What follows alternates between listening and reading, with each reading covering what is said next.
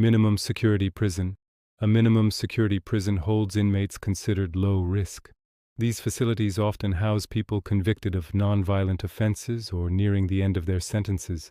Security measures are lighter, and there may be dormitory-style housing instead of locked cells. Inmates often have access to work programs, education, and more freedom of movement within the facility.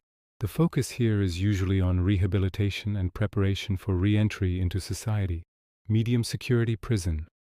A medium security prison holds inmates who require more supervision. These facilities typically have reinforced fencing, controlled movement, and structured daily routines. Housing is often in cells rather than open dormitories. Many inmates here have committed more serious crimes, though they are not considered the highest security risks. The balance between control and rehabilitation is more carefully managed. Maximum security prison. A maximum security prison is designed for inmates considered highly dangerous or a serious escape risk. These facilities have strict movement rules, armed guards, surveillance systems, and multiple layers of security barriers.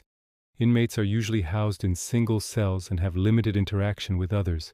The primary goal is safety and containment, both for staff and other inmates. Supermax prison. A Supermax prison holds the most dangerous inmates in the system. These facilities use extreme security measures, including near total isolation. Inmates may spend up to 23 hours a day alone in their cells. Contact with others is minimal, and movement is tightly controlled.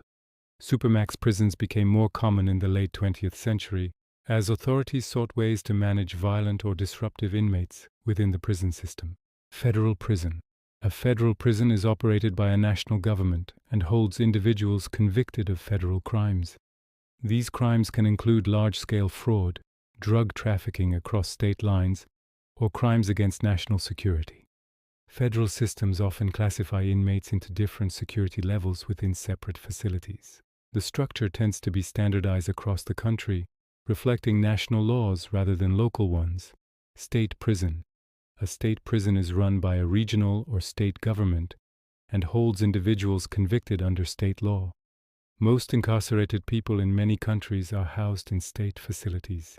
These prisons vary widely in size, security level, and resources. Because they serve large populations, conditions and programs can differ significantly from one state to another. Military prison. A military prison holds members of the armed forces who have been convicted of crimes under military law.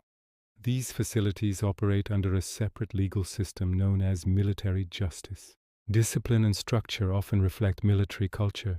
Some military prisons also hold prisoners of war during times of armed conflict, depending on international agreements. Juvenile Detention Center. A juvenile detention center houses minors who have committed offenses. These facilities focus more heavily on education, counseling, and rehabilitation rather than punishment alone. The legal system for juveniles is usually separate from the adult system, recognizing that young people are still developing. The goal is often to correct behavior early and reduce the chance of future crime. Private prison. A private prison is operated by a company under contract with the government. These facilities are paid to house inmates and manage daily operations. Supporters argue that they can reduce costs, while critics raise concerns about profit motives and oversight. The existence of private prisons has sparked ongoing debate in several countries about accountability and standards of care. Open prison. An open prison has minimal physical security and allows inmates greater freedom. There may be no perimeter walls or armed guards. Inmates are typically trusted to work in the community during the day and return at night. These facilities are usually reserved for low-risk individuals and are intended to ease the transition back into society. Remand prison. A remand prison holds individuals awaiting trial or sentencing. These inmates have not yet been convicted, but they are kept in custody for legal or safety reasons. Conditions can be challenging because the length of stay is uncertain. Remand facilities play a key role in the justice process, ensuring that court proceedings can move forward while maintaining public safety. High-security psychiatric prison. A high-security psychiatric prison houses inmates with serious mental health conditions, who also pose a security risk. These facilities combine elements of a prison and a hospital. Treatment is provided alongside strict supervision. Managing mental illness within a secure environment requires specialized staff and resources, reflecting the complex needs of this population. Death row facility.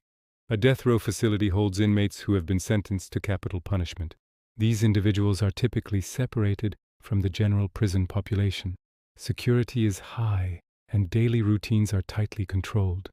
In countries where the death penalty is legal, death row units are designed to manage long appeals processes and ensure strict oversight until a final outcome is reached.